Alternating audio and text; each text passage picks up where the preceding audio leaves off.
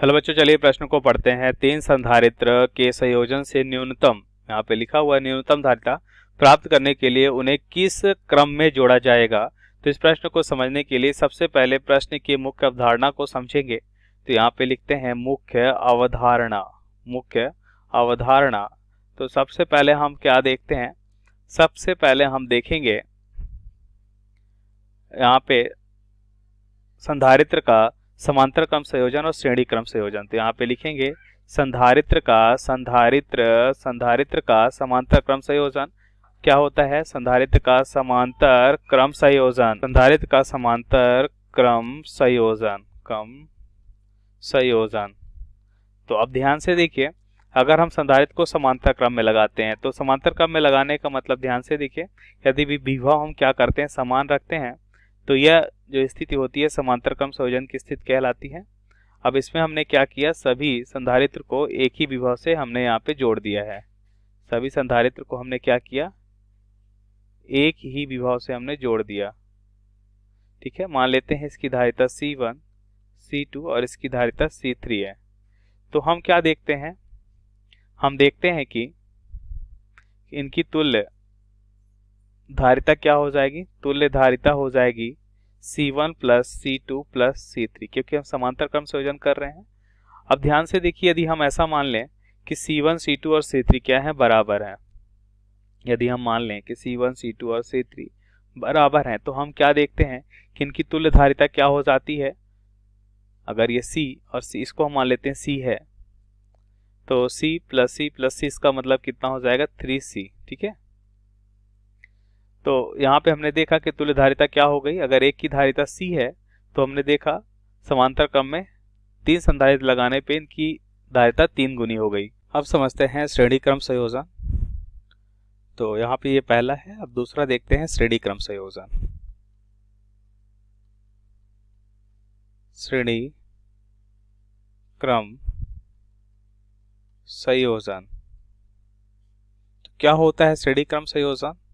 देखिए, अगर हम धारिता को क्या करते हैं, कुछ इस तरह से अगर इसे हम लगाते हैं, इसका मतलब ये क्या हो जाएगा, C1, C2 और C3, तो ये कहलाता है श्रेणी क्रम संयोजन। और इसमें तुल्य धारिता C इक्विवेलेंट अगर हम देखें तो इसका मान होता है, देखिए इसका एक तरीका होता है 1/C इक्विवेलेंट, या C तुल्य धारिता जो होगी वह बराबर हो जाएगा 1/C1 plus 1/C2 plus 1/C3। यह होता है तुल्य धारिता निकालने का सूत्र जब हम श्रेणी क्रम संयोजन करते हैं। यदि हम ऐसा देखें, यदि C1 बराबर C2 हो और C2 बराबर C3 हो, एक हम स्थित मान लेते हैं और इसकी धारिता मान लेते हैं C, तो हम देखते हैं कि हमें तुल्य धारिता क्या मिलती है। अब 1/C plus 1/C plus 1/C बराबर हमें क्या मिलेगा, 3/C। तो C इक्विवेलेंट हमें क्या मिलता है, C/3। क्या मिलेगा, C/3, मतलब 1/3 गुना हो गया। मतलब हमने देखा कि श्रेणी क्रम में क्या होता है, धारिता कम हो जाती है। अब प्रश्नानुसार उत्तर को समझते हैं। हमसे पूछा गया है कि तीन संधारित्र के संयोजन से न्यूनतम धारिता प्राप्त करने के लिए उन्हें किस क्रम में जोड़ा जाना चाहिए। तो जैसा कि मुख्य अवधारणा में हमने देखा कि यदि हम श्रेणी क्रम में जोड़ते हैं तो क्या होता है, यदि हम श्रेणी क्रम में जोड़ते हैं तो हमने देखा, अब उत्तर को लिखते हैं कि धारिता क्या हो जाती है, कम हो जाती है। तो हम देखते हैं कि श्रेणी क्रम संयोजन यदि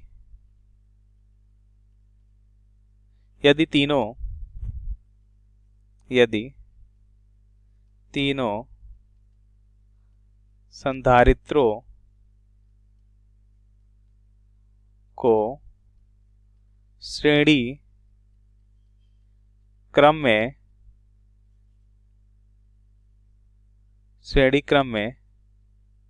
रखते हैं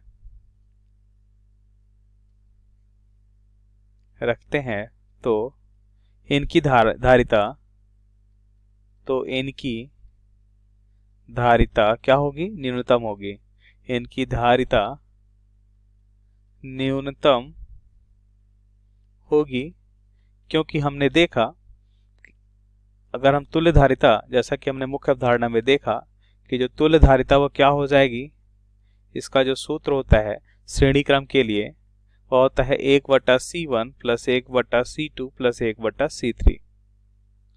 तो यहाँ से हम क्या देखते हैं, ये श्रेणी क्रम संयोजन के लिए हमने तुल्य धारिता का सूत्र लिखा है। यदि हम तीनों को समान माने, यदि C1 और C2 और C3 को हम C मान लें, तो हमने देखा कि C तुल्य जो हमें क्या मिलेगा, C/3। इसका मतलब 1/3 गुना कम हो गया। तो यहाँ से हमें मालूम चलता है कि तीनों को हम श्रेणी क्रम में रखें तो इनकी धारिता क्या हो जाती है, न्यूनतम होती है। हमारे प्रश्न का सही उत्तर है। आशा करते हैं आपको समझ आया होगा। धन्यवाद।